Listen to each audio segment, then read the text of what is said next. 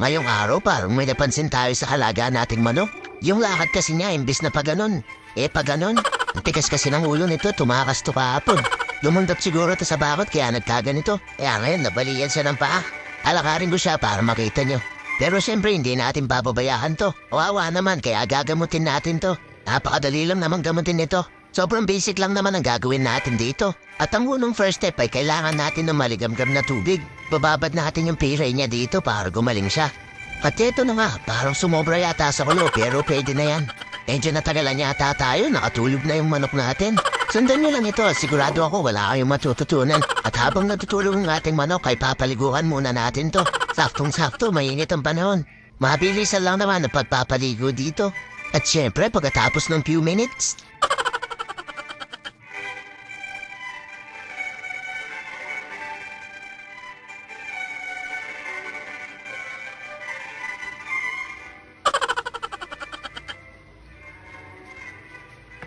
at ito na nga, okay na yung manok natin guys, wala na siyang pilay.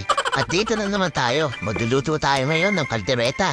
Ito nga yung niluluto natin madalas. At naka-ready na rin yung barots at patatas. At mabilis lang to para makakain na tayo. Meron din tayo ditong suka at toyo. Tuumpisahan na nga natin ang pagluluto. Ang unang first step ay ipiprito muna natin yung carrots at yung patatas.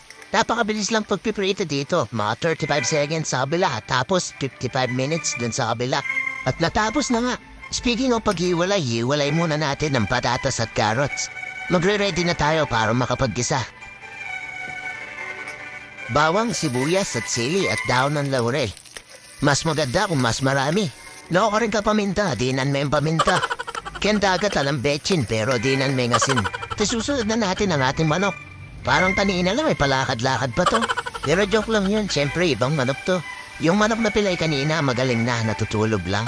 Igigisa lang natin to ng mabuti hanggang mawala ang dugo. Pagkatapos nun ay pwede na lagyan ng toyo. Kapag kaldereta ang akin niluluto, inaadobo ko muna ito. At syempre tatakpan muna natin to. Pagkatapos kumulo nito ng few minutes, lalagyan na natin to ng suka. Tayo na bahala kung gaano karami.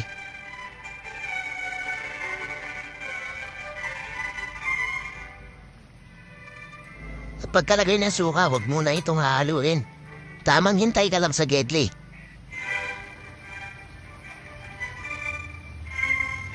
At habang kumukulo ang ating niluluto, ito ang ating pinakasekreto. Dinudurog natin yung atay at ilalagay natin yan mamaya. Isusunod na natin ang gulay, itong patatas at carrots. Laging tandaan, kumain ng gulay para makulay ang buhay. Ang tawag nga pala sa luto natin ngayon ay kalderetang manok na pilay. At hindi nga makukumpleto ang ating niluluto kung hindi natin ito lalagyan ng tigbebenteng tomato paste. Kaya ito talaga nagpapasarap sa paborito kong pagkain. Pagkalagay nito, kailangan lang natin itong ihalo na parang halo-halo. At hindi na kailangan ng magic sarap dahil ang tunay na sarap, dito niya lang malalasap. Susunod na natin ang dinurog na atay. Malapit na itong maluto at konting oras na lang ang ating inihintay. Pero may tanong lang ako sa iyo par. Bakit mo kinatay yung manok na pilay? Inurog-durog mo pa yung kanyang atay. Dahil ba nakita mo na ang kanyang paa hindi pantay? Pero huwag ka malulungkot o malulumbay. Dahil napakasarap ng manok na pilay. Pero syempre joke lang yun. At ito naman ang ating pinapahihintay. Kain na! Let's go!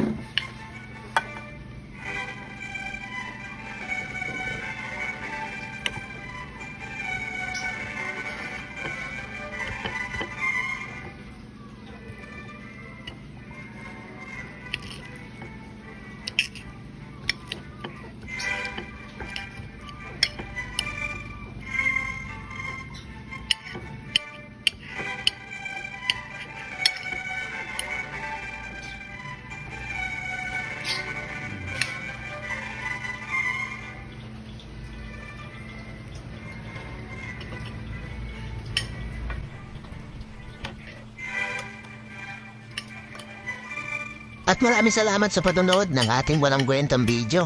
Lumipas na naman ang 5 minuto. Magkita-kita tayo sa susunod na video. Sana masarap din ang ulam nyo. Yun lang, salamat.